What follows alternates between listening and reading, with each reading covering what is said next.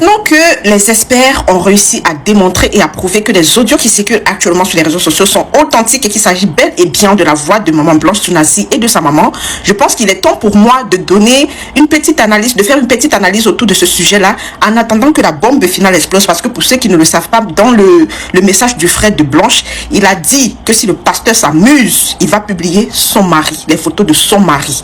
Ça veut dire qu'il y a un audio qui traîne à sortir. Pour le moment, cet audio n'est pas encore sur les réseaux sociaux. Dans cet audio, on entend maman Blanche en train de pleurer. Mais si la famille de maman Blanche n'a pas sorti l'audio, personnellement, je ne vois pas l'intérêt de sortir. Parce que il faut aussi que juridiquement, moi, je me protège. Parce que demain, si je publie, si je suis la première à publier cet audio-là sur les réseaux sociaux, demain, on viendra me dire, mais où est-ce que vous avez obtenu cet audio-là? Comment?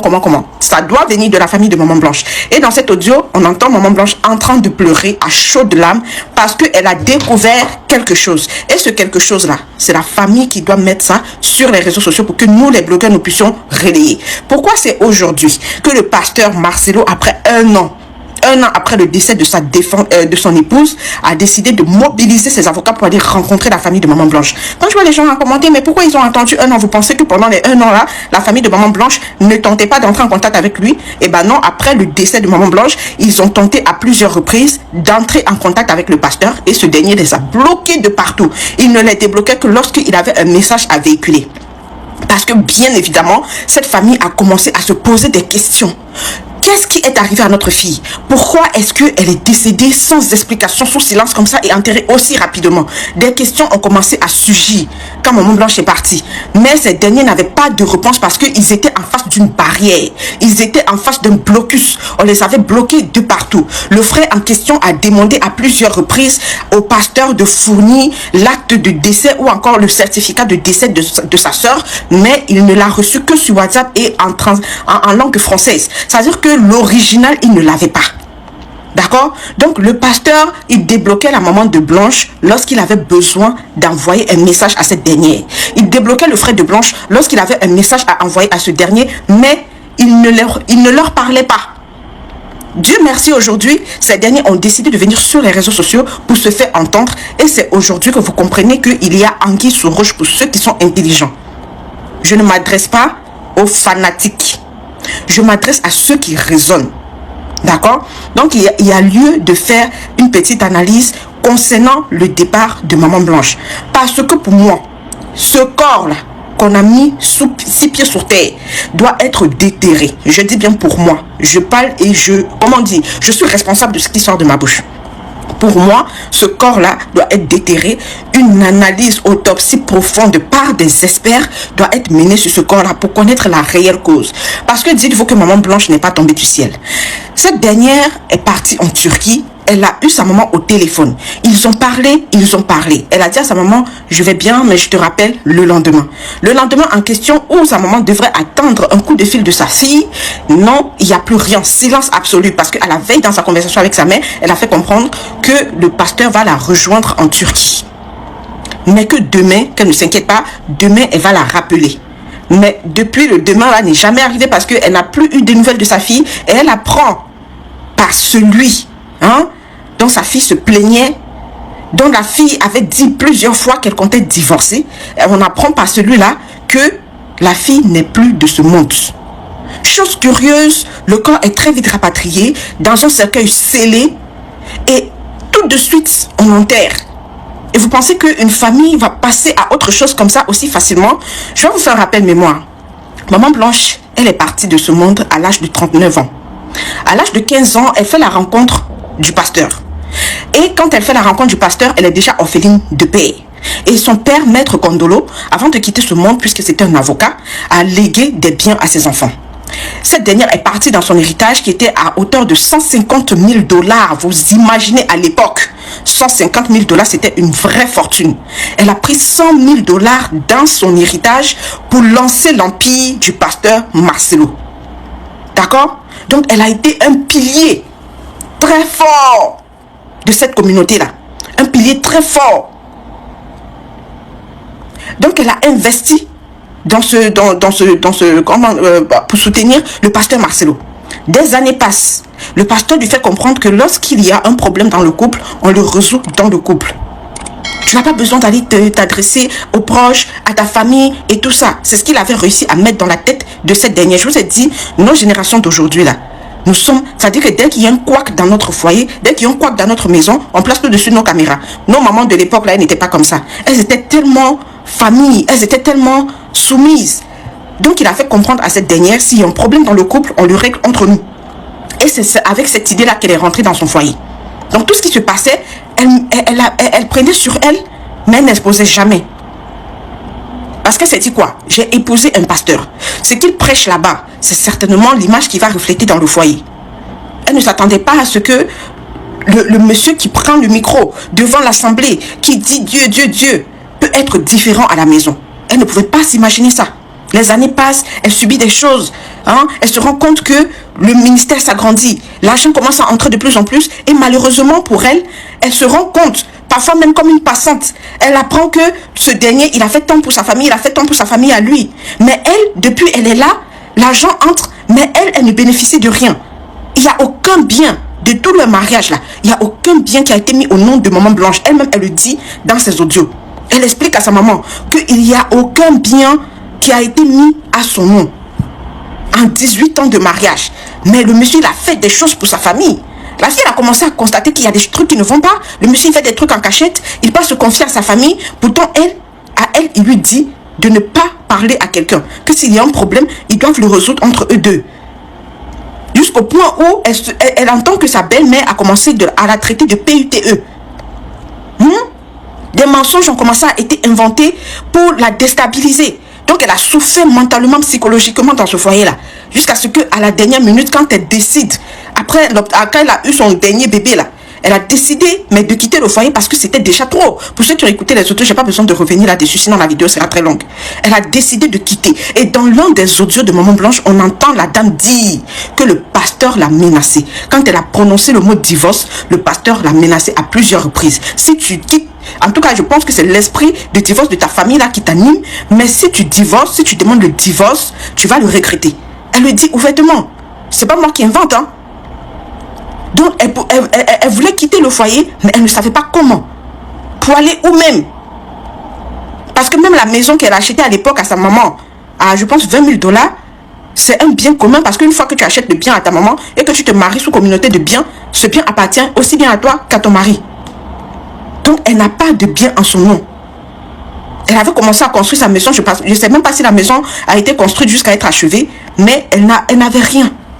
Pourtant, elle a soutenu ce monsieur-là. Elle l'a soutenu toute sa vie. Elle a consacré toute sa vie au ministère de son mari. Elle a passé toute sa vie à sourire devant les caméras pour l'image de son mari, mais à l'intérieur du foyer, ça n'allait pas. On lui posait des questions devant des médias, elle soulevait son mari devant tout le monde. Elle le glorifiait. Pourtant, à la maison, elle subissait des choses. Quand je vois des femmes venir soutenir la bêtise, moi, ça me fait pleurer. Non, elle n'était pas si un ange que ça. Elle n'était pas aussi... en tout cas, elle n'était pas parfaite. Dans tous les couples, il y a des problèmes. Mais qu'est-ce que vous parlez? De quoi est-ce que vous parlez? De quoi est-ce que vous parlez? On vous parle de quelqu'un qui a hypothéqué tout son héritage pour bâtir un empire avec son mari. Et qu'au fil des années, elle s'est rendue compte que ça ne profitait qu'à la famille de son mari. Ce dernier-là, quand l'argent entrait, il a commencé à être arrogant même envers son épouse. Que c'est moi qui cherche l'argent. Elle essaie de revendiquer. Il lui crache à la figure, c'est moi qui cherche l'argent. Ce même argent-là, avant de commencer ton ministère, c'est elle qui a investi dedans. Aujourd'hui, elle te parle de ça parce qu'elle a entendu que tu as acheté des biens à ta famille, tu as acheté des biens à tes parents, mais elle, ses parents n'ont rien. Et toi, tu lui craches à la figure que tu es l'homme de la famille, tu es l'aîné de tes parents, tu fais de ton argent ce que tu veux, c'est toi qui cherches l'argent, c'est toi qui ramènes l'argent à la maison. Et devant les caméras, elle sourit pour ton image. Vous pensez que si la famille de Maman Blanche voulait salir ce dernier-là, ce ne serait pas vite fait, bien fait? C'est qu'il y a longtemps, il serait sorti sur les réseaux sociaux pour dire, mais ce monsieur que vous êtes en train d'aduler là, voilà ce qu'il fait subir à notre soeur. Mais ils ne l'ont pas fait. Ils sont restés dans le silence. Surtout la maman de Blanche Tsunasi. Elle est restée dans le silence parce qu'elle voulait protéger. Parce que même dans les audios, elle encourage sa fille à rester dans le foyer. Elle ne voulait même pas que sa fille parte du foyer. Vous pensez que si elle voulait salir votre pasteur, ce ne serait pas vite fait bien faire un claquement de doigts? Moi, je pense que cette famille a beaucoup pris sur eux. Ils ont beaucoup supporté. Vous pensez que si Maître Kondolo était en vie aujourd'hui, sa fille allait vivre ce qu'elle a vécu là? Jamais de la vie. Jamais. Pourquoi c'est après 1 an que ce dernier-là prend la décision de mobiliser ses avocats pour rencontrer la famille? Quelque chose qui aurait dû être fait en amont. C'est-à-dire quand tu vis avec la fille d'autrui, elle n'est pas orpheline de père, de mère, elle a des frères, des soeurs, elle a une famille. Elle décède dans des conditions floues. Parce que quelqu'un qui est déjà en Turquie, là, normalement, quand on mène des enquêtes, on doit trouver le nom de l'hôpital dans lequel elle a déjà. On doit trouver le nom des médecins qui ont pris cette dernière en charge. On doit trouver toutes les informations relatives qui doivent être mises sur le certificat de décès. Mais il n'y a aucune information vérifiable parce que même la communauté congolaise qui vit en Turquie a décidé de se mobiliser pour aller prendre des renseignements. Mais Istanbul est une, est une morgue, ce n'est pas un hôpital. Ils sont allés là-bas se renseigner et on se rend compte que le monsieur qui a mis son nom sur le certificat de décès fourni par le pasteur n'existe même pas dans la liste du personnel. C'est un faux certificat de décès. C'est un faux. On veut voir l'original. Toi, tu fais capture de la traduction en français et tu envoies ça à la famille de ta défunte épouse. On te demande l'original. Où est l'original? En langue turque. Dès qu'ils sont allés à l'ambassade en Turquie là-bas se renseigner, on dit ce document n'existe nulle part en turc, en langue turque. Si vous faites partie de la famille de Maman Blanche, vous allez vous taire. Moi je dis et je répète, une enquête doit être ouverte. Une enquête doit être menée. Pour ceux qui disent mais pourquoi ils ne portent pas plainte, qu'est-ce que vous en savez? Est-ce que vous connaissez à quel niveau se trouve le dossier aujourd'hui? Non. Donc le pourquoi il ne porte pas plainte et nanani et nanana, si la famille a engagé des procédures là, ce n'est pas encore le moment de venir sur les réseaux sociaux pour en parler. Ce n'est pas encore le moment. Quand tout sera bien établi là, parce que figure, il y a des pétitions actuellement qui sont lancées pour que le corps de Maman Blanche soit déterré. Et moi je suis totalement d'accord. Je suis totalement d'accord. Ceux qui se demandent, est-ce qu'après 1 an on peut faire une autopsie? Même après 10 ans, 20 ans, 30 ans, 40 ans. On peut déterrer un corps et faire une autopsie pour déterminer la réelle cause du décès de la personne. Qu'est-ce qu'il a à nous cacher au point où on doit aller prendre un homme qui n'existe même pas dans le corps médical turc qui va venir signer l'acte de décès de Maman Blanche. Il n'y a pas de médecin légiste en Turquie. Il n'y a pas de morguier en Turquie. Elle est décédée où? Où est-ce que Maman Blanche a rendu l'âme? Pourquoi c'est un SDF? Pourquoi c'est un clochard qui a signé, quelqu'un qui n'est même pas reconnu dans le corps médical turc, qui a signé l'acte de décès de Maman Blanche? Pourquoi? Qu'est-ce qu'on nous cache? Pourquoi le corps est arrivé scellé au Congo? Le corps pouvait arriver, on garde à la morgue, le temps que les deux familles se réunissent pour organiser les obsèques. La maman n'a même pas eu le temps de se poser des questions, mais comment ça se fait que j'ai causé avec ma fille à la veille et que le lendemain, je vois sur les réseaux sociaux qu'elle est décédée? Elle n'a même pas eu le temps de se poser la question qu'on lui a déjà annoncé qu'on enterre sa fille. Elle n'a pas vu sa fille. Le pasteur a tout pris en charge du début jusqu'à la fin, jusqu'à ce qu'on enterre Maman Blanche. Il a tout pris en charge. Seule, la famille n'a pas eu le temps de venir dire adieu à leur fille. Et on vous explique ça. Des plaisantants viennent en commentaire pour nous faire comprendre, pour nous demander pourquoi est-ce qu'on s'en mêle. Ce n'est pas le premier combat d'injustice qu'on fait sur les réseaux sociaux, donc vous la fermez. D'accord? Ce n'est pas le premier combat. Parce que quand même j'avais parlé de cette femme qui avait perdu la vie au Cameroun sous les coups de son mari et qu'on lui avait donné une amende de 52 000, vous-même, je ne vous ai pas vu en commentaire ici pour me demander de laisser cette famille tranquille. Quand j'ai parlé de Ozinachi, cette chantre qui avait déjà sous les coups de son mari, vous-même, je ne vous ai pas vu en commentaire pour me demander de laisser le mari de la dame tranquille. Aujourd'hui, je parle de Maman Blanche. Quand je parlais du dossier Samy à l'époque, je ne vous ai pas vu en commentaire me demander de laisser la famille de Samy tranquille. Aujourd'hui, je suis en train de parler de ça et moi, je vois des gens qui se parlent en commentaire pour se faire voir. Mais comme je vous ai dit, ne vous fatiguez pas. Tout ce qui est gros sera décro. Demandez plutôt à votre pasteur de fournir le passeport de Maman Blanche et l'original. C'est-à-dire que même quand il va fournir cet original, on va aller vérifier en Turquie pour voir si ce qu'il a fourni est exactement existant. C'est ce qu'on vous demande. Sinon, on va devoir creuser pour comprendre les réelles causes du décès de cette dernière. Et vous n'allez rien faire. Parce que vous ne pouvez rien créer. Dites tout ce que vous voulez de la famille.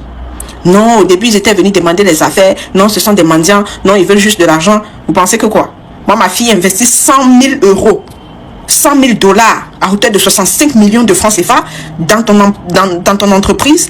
Et elle dit, moi, je ne peux pas te demander de l'argent. Je demande si je veux. Donc, même si aujourd'hui, la famille de Maman Blanche Tounassi demande de l'argent au pasteur Marcelo, à mes yeux, ça veut dire que pour moi, c'est un non-lieu. Je continuerai toujours de soutenir la famille de Maman Blanche. Oui. Même s'ils demandent de l'argent au pasteur, je continuerai toujours de les soutenir jusqu'à ce que la vérité éclate.